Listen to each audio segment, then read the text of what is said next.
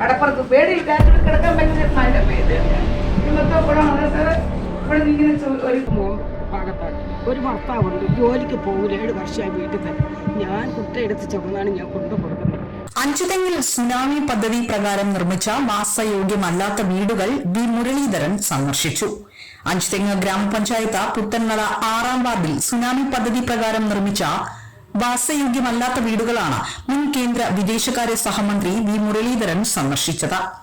അഞ്ചുതെങ്ങിൽ tsunami പുനരധിവാസ പദ്ധതി പ്രകാരം നിർമ്മിച്ചു നൽകിയ വീടുകൾ അപകടാവസ്ഥയിലായത് താമസക്കാരുടെ ജീവന് ഭീഷണിയാകുന്നത് ചൂണ്ടിക്കാട്ടി BJP അഞ്ചുതെങ്ങ് പഞ്ചായത്ത് കമ്മിറ്റിയാണ് സന്ദർശന പരിപാടിക്ക് നേതൃത്വം നൽകിയത്. വീടുകളുടെ തകർച്ചയിൽ വില്ലേജ്, ഗ്രാമപഞ്ചായത്ത്, ഫിഷറീസ് ഓഫീസുകളെ ദുരിതബാധിതർ സമീപിച്ചെങ്കിലും യാതൊരു നടപടിയും ഉണ്ടായിട്ടില്ല. മാത്രവുമല്ല, ഈ കുടുംബങ്ങൾക്ക് സാമ്പത്തിക ആനുകൂല്യങ്ങളും ലഭ്യമായില്ല. പഞ്ചായത്ത് ഒഴിഞ്ഞു കിടക്കയില്ലേ, ആ പഞ്ചായത്ത് ഞങ്ങൾക്ക് തന്നേരം. ഞങ്ങൾക്ക് അവിടെ അതെന്തോ സംസാരമാണ്. നമ്മളിവിടുത്തെ മുമ്പർ പറഞ്ഞാണ്. കഴിഞ്ഞ ആഴ്ച ഇപ്പം 3-4 ദിവസമായുള്ളൂ ഇവിടെ ലിജാ ബോസ് വന്നായിരുന്നു. അവർക്കടുത്ത് എല്ലാവർക്കും അവസരത്തെ അവർ പറഞ്ഞ 4 ലക്ഷം രൂപയുണ്ട്. എന്തിനു വേണ്ടി? നിങ്ങളുടെ വീട് മെയിൻ്റെനൻസ്. ഞങ്ങൾക്ക് 2007 ഇത് സംഭവിച്ചതാണ്. 2007 സംഭവിച്ചെങ്കിലും 3-4 കൊല്ലം പേര് ഞങ്ങൾ പൊരിഞ്ഞ വെയിലത്ത് മരുഭൂമിയിൽ കിടന്ന കണക്കൊക്കെ ഞങ്ങൾ കിടന്നു. അവസാനം ഞങ്ങൾക്ക് ഗ്രൗണ്ടിൽ ഷെഡ് അടിച്ച് തന്നായിരുന്നു. അവിടെ ഞങ്ങൾ കിടന്നു. 2011 നമുക്ക് ഈ വീട് തന്നു.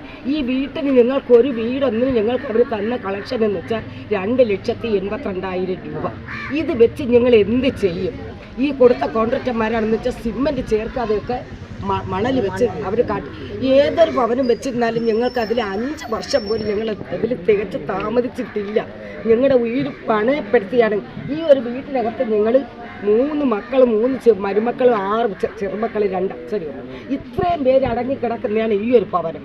ഞങ്ങൾക്ക് തന്നിട്ടുള്ളത് 2 റൂമും, ഒരു വരാന്ത, ഒരു അടുക്കള. ബാത്റൂമാണെന്ന് വെച്ചാൽ നമുക്ക് നിന്ന് തിരിയാൻ പറ്റത്തില്ല. വരുന്ന ഇതിനൊന്നും ഒരു ഒഴിവില്ല. ഇതെന്ന് വെച്ചാൽ മണ്ണ് പോലും നിരത്താതെയാണ് അതിനകത്തേക്ക് കെട്ടി. ഇന്ന് ഒന്ന് ആഞ്ഞ് വെട്ടിയ ഇവിടെ അത്രയും വെള്ളമാണ് 4 ഇതിൽ. അതുകൊണ്ട് ദയവ് ചെയ്ത് സാറേ, ഞങ്ങൾക്ക് ഇത് നിങ്ങൾക്ക് മെയിൻ്റനൻസിനായിട്ട് ഒന്നും വേണ്ട. ഇതൊന്ന് ഇടിച്ച് പൊളിച്ച് നിങ്ങൾക്കൊരു ഭവനം കെട്ടിത്തരണമെന്ന് എത്രയും താഴ്മയോടെ ഞങ്ങൾ അപേക്ഷിച്ചു.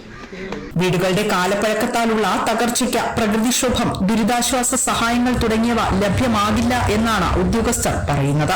ഒട്ടേറെ പരാതികൾക്കും പ്രതിഷേധങ്ങൾക്കും ശേഷം വീടുകളുടെ അറ്റകുറ്റപ്പണികൾക്കായി ഈ 14 വർഷ കാലയളവിനുള്ളിൽ ഒരു തവണ മാത്രമാണ് വീടുകളുടെ മെയിന്റനൻസ് വകയിൽ തുക ലഭ്യമായിട്ടുള്ളത്. ഇതൊഴിച്ചാൽ നാളിതുവരെയും അറ്റകുറ്റപ്പണികൾക്കായി മറ്റ് സഹായങ്ങൾ ലഭ്യമായിട്ടില്ല എന്നും താമസക്കാർ പറയുന്നുണ്ട്. നിലവിൽ തീരപരിധിക്ക് പുറത്താണ് താമസം എന്നതിനാൽ ഇവിടുത്തുകാർക്ക് പുനർഗേഹം പദ്ധതിയിലും ഉൾപ്പെടാൻ കഴിയാത്ത അവസ്ഥയാണ്.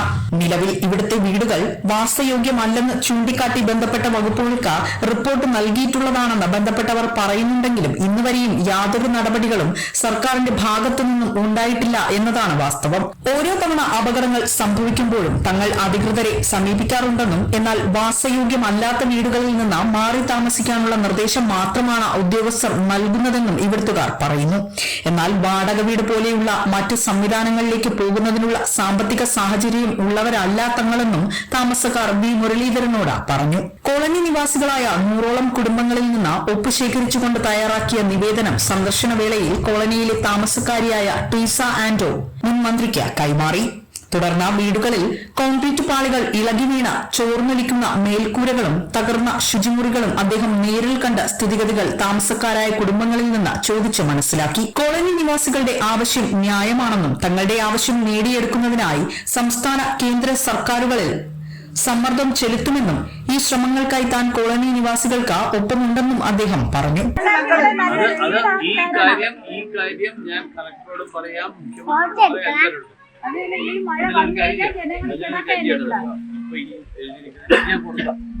നമുക്ക് വേണ്ടത് സാധാരണ ഈ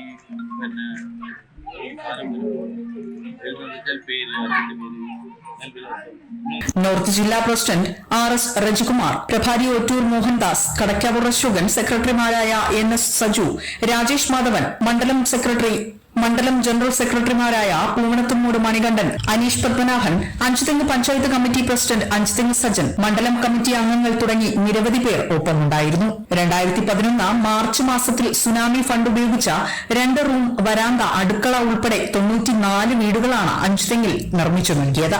2007 സെപ്റ്റംബർ 17 തീപിടുത്തത്തിലും തുടർന്നുണ്ടായ കാലവർഷത്തിൽ വീടുകൾ നഷ്ടപ്പെട്ട ഫിഷർമെൻ കോളനിയിലുള്ളവരുടെയും പുനരധിവാസം മുന്നിൽ കണ്ടായിരുന്നു കോട്ടുപുരയിൽ സുനാമി പദ്ധതി പ്രകാരം പദ്ധതി നടപ്പിലാക്കിയിരുന്നത്. വിസ്മയ ന്യൂസ്, കടക്കാവൂർ.